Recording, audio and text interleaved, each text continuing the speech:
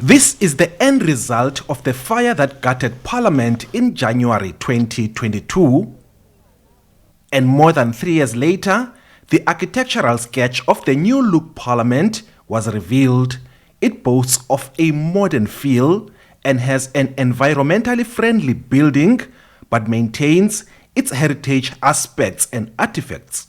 And the site is only going to be handed over on Monday because we only received the construction work permit today. This morning, the Department of Labour confirmed to the DBSA that the construction work permit is approved.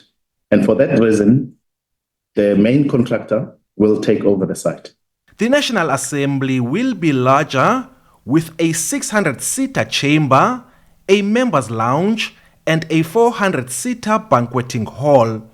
The old Assembly will have a 110-seater chamber and a members' wellness center, amongst others.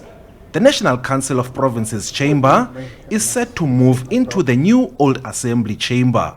The NCOP is not part of the scope of the program.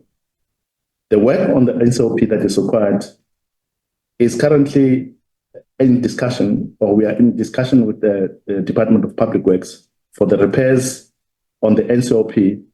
And once the NCOP as a house moves over to the old Assembly, the chamber that is left in the NCOP building, the Executive Authority will direct as to which other institution can utilize that chamber so that it doesn't become a white elephant.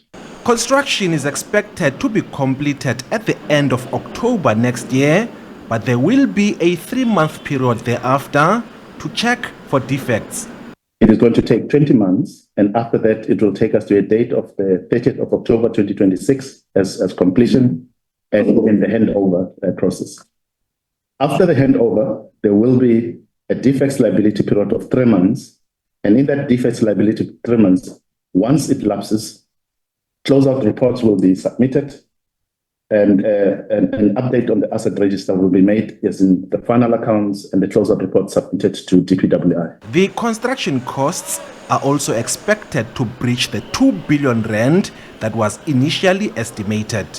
And that appropriation understood that there was no detailed design of what would happen in terms of the demolished component as well as the rebuild component.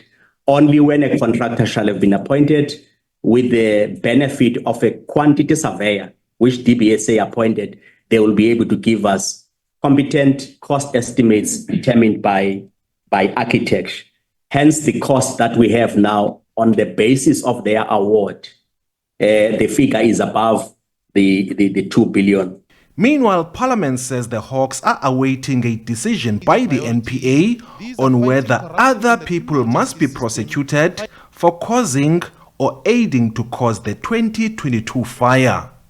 Ulelani Philip, SABC News, Parliament.